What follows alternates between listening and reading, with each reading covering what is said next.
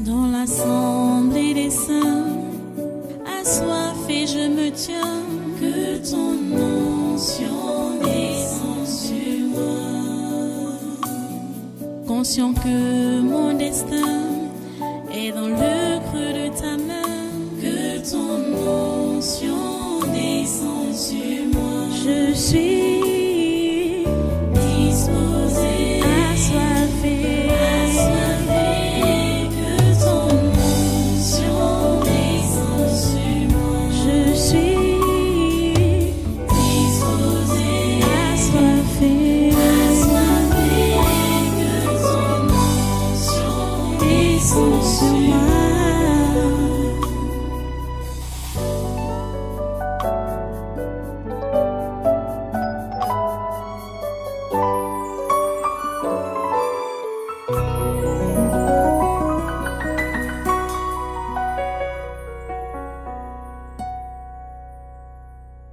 Alléluia. Allez, prenez donc votre Bible. Allons dans le passage d'hier. Jérémie chapitre 18. Jérémie chapitre 18. Nous n'allons pas commencer au verset 1 comme hier. Allons directement au verset 7 jusqu'au verset 10 où nous lisons ceci. Soudain je parle sur une nation, sur un royaume d'arracher, d'abattre et de détruire. Mais si cette nation sur laquelle j'ai parlé revient de sa méchanceté, je me repens du mal que j'avais pensé lui faire. Et soudain je parle sur une nation, sur un royaume, de bâtir, de planter.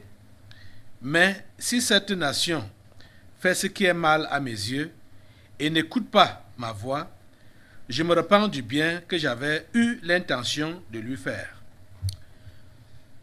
Prions le Seigneur. Notre Dieu, nous te remercions pour ta parole de ce jour et de ce moment.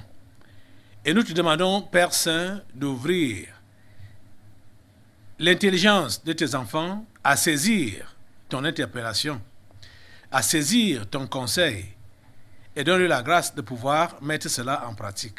Oh Dieu, s'il te plaît. S'il te plaît, Père Saint, accomplis ta volonté dans nos différentes vies en ce jour, pendant ce programme. S'il te plaît, oh Dieu, interviens et agis. Interviens et agis. Oh Père Saint, interviens et agis. Au nom puissant de Jésus. Merci Seigneur d'accomplir ta volonté parfaite en ce jour, dans chaque vie, dans chaque nation et dans ce monde, Seigneur. Accomplis ta volonté. Nous nous attendons à toi, Seigneur. Merci de nous écouter. Au nom puissant de Jésus, nous avons prié. Amen. Amen. Voilà, prenez place. Une fois de plus, soyez les bienvenus au Tabernacle de la Liberté. Soyez les bienvenus à ce programme. Vous tous qui nous écoutez, vous nous regardez partout dans le monde, soyez les bienvenus à ce programme. Voilà, nous continuons dans notre séminaire du mois d'octobre 2021.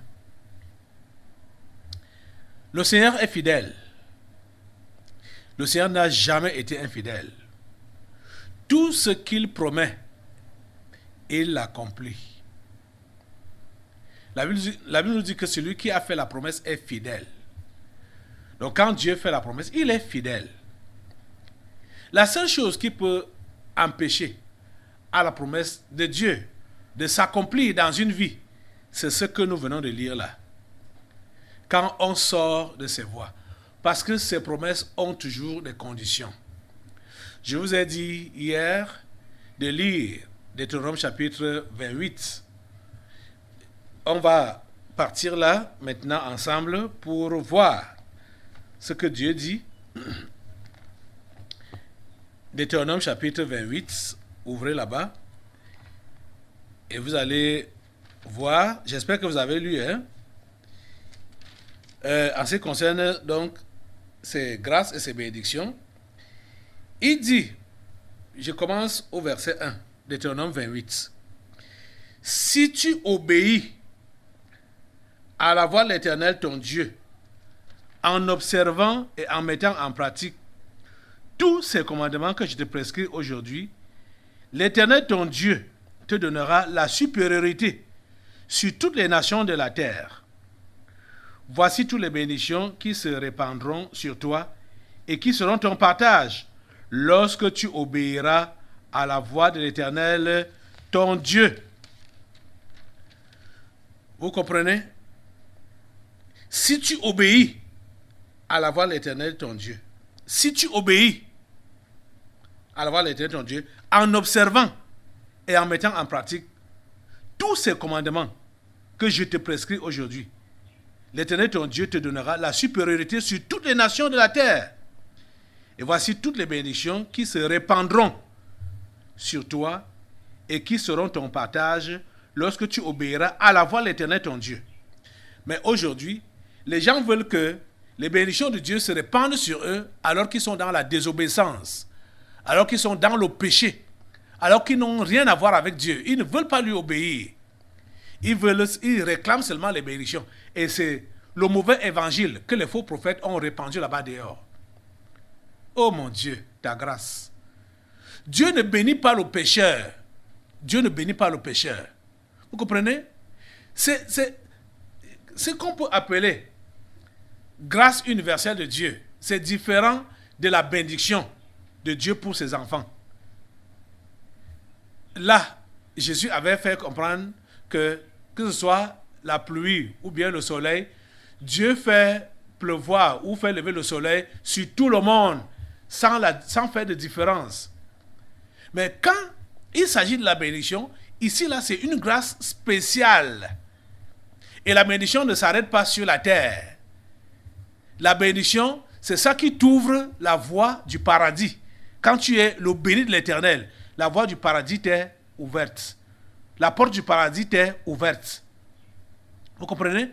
Les grâces universelles que Dieu donne à tous, aux pécheurs comme à ses enfants, ça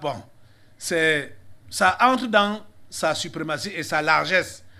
Parce qu'il ne manque rien à Dieu. Donc, il peut laisser ces grâces-là se répandre se déverser sur n'importe qui. Mais ce qu'on appelle ici la bénédiction là, c'est pour ses enfants qui lui obéissent. Tu ne peux pas dire que tu es enfant de Dieu et tu es désobéissant et tu t'attends à sa bénédiction. Jamais. Comme vous allez entendre ces faux prophètes faire le cinéma là-bas dehors, avec les païens, avec les pratiquants, avec les prostituées, avec les détourneurs de fonds publics, avec des voleurs, avec des braqueurs, avec les voyous, avec toute qualité de personnes de mauvaise vie. Ils disent, receive, yes, I receive. Oh papa, I receive. Receive quoi? Prostituée, tu receives quoi? Tu reçois quoi? Prostituée. Oh mon Dieu. L'évangile a été dilué depuis des années, et c'est ça qu'on appelait réveil. C'est ça qu'on appelait réveil. Dilution totale. La perversion totale. On dit prospérité, prospérité, prospérité. Prospérité à tout prix. Prospérité à tout prix. Et beaucoup parmi vous, vous avez reçu cette mauvaise semence-là. La semence du faux. Puisque déjà, je vous ai dit que tout cela qui se font, comment le langage qu'on utilise au Cameroun, fait mal. Ceux qui se font fait, tout cela qui sont dupes par les faux prophètes, ils le sont parce que en eux-mêmes, ils ont la semence du faux. C'est ça que je vous ai dit depuis. Et je le répète, que pour celui qui cherche Dieu en vérité, l'Esprit de Dieu n'est pas loin de lui pour l'éclairer et lui donner des avertissements. Et quand il va même entendre quelqu'un parler de la part de Dieu, quand lui, c'est Dieu qu'il cherche, il saura. L'Esprit de Dieu en lui va lui faire comprendre que ceci est du vrai Dieu ou bien ceci est du mensonge. Il y a ces signaux-là. Ça ne s'ignore pas. Ça ne s'ignore pas. Mais quand vous avez en vous la semence du faux, la semence du mal, vous voulez escroquer Dieu et vous partez, vous écoutez les flatteries des bandits. Là-bas d'ailleurs, c'est eux qui vont vous escroquer. Parce que vous partez dans l'intention de vouloir escroquer Dieu. Et ils sont des bandits, ils ne sont pas les serviteurs de Dieu. Ils vont vous escroquer parce qu'ils voient que vous avez une semence du faux, du mal en vous. Ils vont vous escroquer. Les amis, on ne doit pas venir vers Dieu parce qu'on veut seulement sa bénédiction. Sa bénédiction, ce n'est pas d'abord, ce n'est pas la vraie bénédiction. Sa bénédiction, je mets ça entre guillemets. Parce que nous avons ce texte de Deutéronome 28 que je vous ai demandé de lire. Dieu ne bénit jamais un désobéissant. Dieu ne bénit jamais quelqu'un qui ne met pas en pratique sa parole. Dieu bénit ceux qui lui obéissent. Dieu élève ceux qui lui obéissent. Les versets qu'on vous a souvent fait lire, du moins fait réciter, à tort, ça se trouve dans ce chapitre 28, où on vous dit, dans ces milieux-là, ces faux milieux-là, vous serez la tête et non la queue. C'est ça qu'on vous dit. On vous dit, vous serez la tête et non la queue. Vous serez en haut et jamais en bas. C'est ça qu'on vous dit. Mais ce n'est pas ça que Dieu a dit. Ce n'est pas ça que Dieu a dit. En obéissant donc à Dieu, en mettant en pratique ses commandements, tous ses commandements, pas certains de ses commandements, tous ses commandements, le verset 13 dit, l'Éternel fera de toi la tête et non la queue. Ce n'est pas ce qu'on vous a dit là-bas dehors, que tu seras la tête et non la queue. Tu seras en haut et non en bas. C'est le contraire. La Bible dit que l'Éternel fera de toi la tête et non la queue. Tu seras toujours en haut et tu ne seras jamais en bas. Écoutez, la condition suit, lorsque tu obéiras aux commandements de l'Éternel ton Dieu, que je te prescris aujourd'hui, lorsque tu les observeras et les mettras en pratique, et que tu ne te détourneras ni à droite ni à gauche de tous les commandements que je te donne aujourd'hui, pour aller après d'autres dieux et pour les servir. Pour aller après d'autres dieux et pour les servir. Vous êtes en train de comprendre ça? Les amis, quand vous dites que vous avez donné votre vie à Jésus, quand vous dites que vous êtes devenu chrétien, ça veut dire que vous avez abandonné toutes les autres pratiques mauvaises. Vous avez abandonné les religions ou les pratiques de vos ancêtres.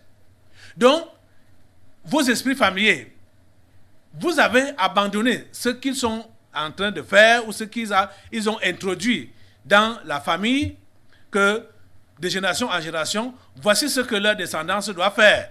Vous avez abandonné cela. Et vous observez rien que les commandements de Dieu. Vous mettez en pratique sa parole. Vous n'allez pas perpétuer ce qui a été écrit pour votre famille par vos esprits familiers, par vos pères fondateurs. Vous comprenez? Si aujourd'hui, vous pouvez encore être réclamé par eux, publiquement ou officiellement, ou avec tapage et tout ça là, ça veut dire que votre engagement pour Dieu a été superficiel. Vous avez donc intérêt à vous engager profondément pour lui. Et quand vous vous engagez profondément pour lui, vous avez coupé avec les traditions de vos ancêtres, les traditions de votre ancienne religion, les traditions du monde. Vous avez coupé avec ça. Je vous assure que la vie chrétienne est une vie à part. Cette parole de Dieu, qu'on appelle la Bible, ces commandements, ce n'est pas pour un peuple, ce n'est pas pour le peuple d'Israël, jamais. Parce que vous partez en Israël maintenant, là, et déjà même, vous allez voir que ce que Dieu a prescrit là, Israël n'a pas pu mettre ça en pratique. Ce peuple n'a pas pu mettre ça en pratique. Donc, et celui qui est donc le peuple d'Israël maintenant, c'est celui qui met en pratique ce que Dieu a prescrit. C'est lui qui devient juif. Donc, La Bible nous dit clairement dans Romains que le juif, ce n'est pas celui qui en a les dehors. Donc, ce n'est pas les apparences. Ce n'est pas les descendants charnels d'Abraham qui sont juifs. C'est ceux qui ont la foi d'Abraham qui sont juifs. Vous comprenez ça? Peut-être il faut que je vous lise encore ce passage-là, comme il y a certains qui sont lents à comprendre. Lents à comprendre. Et comme on vous a aussi détourné là-bas dehors, trompé là-bas dehors, pour vous faire comprendre que non, chaque peuple a ses dieux, chaque peuple a sa culture, chaque peuple a sa religion. Donc, ce qui est de la Bible là, c'est pour les Blancs. Non, ce n'est pas pour les Blancs. Ce n'est pas pour les Blancs. Les Juifs n'ont pas pu mettre en pratique ce que Dieu avait prescrit par Moïse et même par Jésus. Ils n'ont pas pu mettre ça en pratique. Vous comprenez? Vous comprenez ça? Et il faut que vous voyez un peu. Allons dans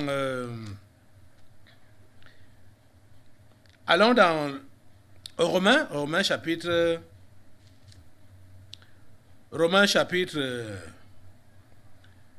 9, chapitre 9, verset 6, qui dit: ce n'est point à dire que la parole de Dieu soit restée sans effet, car tous ceux qui descendent d'Israël ne sont pas Israël.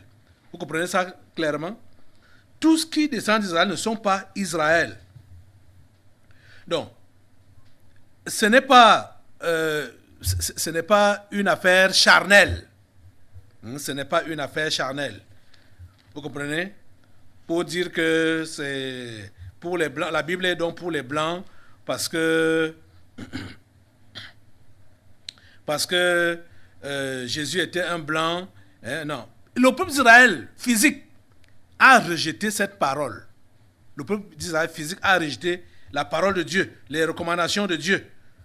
Vous voyez? Donc, ce sont ceux-là qui mettent en pratique la parole de Dieu, qui sont les enfants de Dieu et qui sont les enfants d'Abraham. Abraham est le père de la foi. Donc, tous ceux qui ont la foi qu'Abraham a eue sont ses enfants. Vous êtes en train de comprendre ça? Donc, la bénédiction de Dieu promise à ses enfants, ce sont ces enfants-là qui sont obéissants. Obéissants. Vous comprenez? Nous avons reçu des promesses. Nous avons reçu des garanties de la part de Dieu. Mais cela ne peut pas se concrétiser si nous sommes dans la désobéissance. Si nous sommes dans la rébellion, ça ne peut pas se concrétiser. Vous êtes en train de comprendre ça? Écoutez, on va au verset 15, repartons dans Deutéronome 28, verset 15 maintenant, qui dit: mais si tu n'obéis point à la voix de l'Éternel ton Dieu, si tu n'observes pas et ne mets pas en pratique tous ces commandements et toutes ces lois que je te prescris aujourd'hui, voici toutes les malédictions qui viendront sur toi et qui seront ton partage. Tu seras maudit dans la ville et tu seras maudit dans les champs. Donc, quand tu n'es pas obéissant à Dieu, peu importe là où tu vas t'installer, la malédiction va te suivre. Ne dis pas que, ok, maintenant, il faut que je change soit de quartier ou je change de ville, ou bien je rentre au village, ou bien si tu es au village, tu dis je m'en vais en ville pour me chercher. Comme les Africains, les Camerounais pensent qu'il faut donc s'expatrier, aller à l'étranger pour chercher la vie, chercher. Ça va te poursuivre même là-bas. La malédiction va te poursuivre jusque là-bas. Et vous allez donc vous rendre compte. Je crois que je vais bien développer encore ça là, demain et après-demain, puisque plusieurs personnes, la majorité d'entre nous, nous sommes nés dans des familles maudites, avec des parents maudits, avec les ancêtres maudits. Et nous sommes juste en train de perpétuer la malédiction que nos parents nous ont léguée ou nous ont laissée. Et au niveau des Africains, c'est tellement malheureux, où ils croient que pour quitter la malédiction, il faut il faut aller en Occident. Le terme là voulait me couper la langue. Donc il faut aller en Occident. Et vous allez vous rendre compte que la plupart de nos frères africains qui partent en Occident, soit ils partent dans la fausseté, et vous voyez déjà la fausseté, et là-bas, quand ils sont là-bas, ils vivent dans la fausseté, et vous voyez comment ils sont en train de... Comment dire? C'est-à-dire de salir et d'aggraver, voilà, ils sont en train d'aggraver la malédiction qui est sur eux, qu'ils ont déjà hérité de leurs parents, de leurs ancêtres. Vous voyez, ils sont en train d'aggraver ça. Vous voyez, et c'est pourquoi beaucoup partent et ils font des années, des décennies, mais ils sont sur place. Je parle de ceux-là qui sont réellement les prédestinés au salut. Les choses ne vont pas aller bien pour eux parce qu'ils ont changé, ils sont allés en Occident. Ça ne va pas marcher du tic au tac.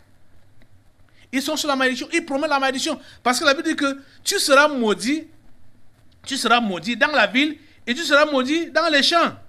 C'est-à-dire, n'importe où tu vas te placer, c'est la malédiction.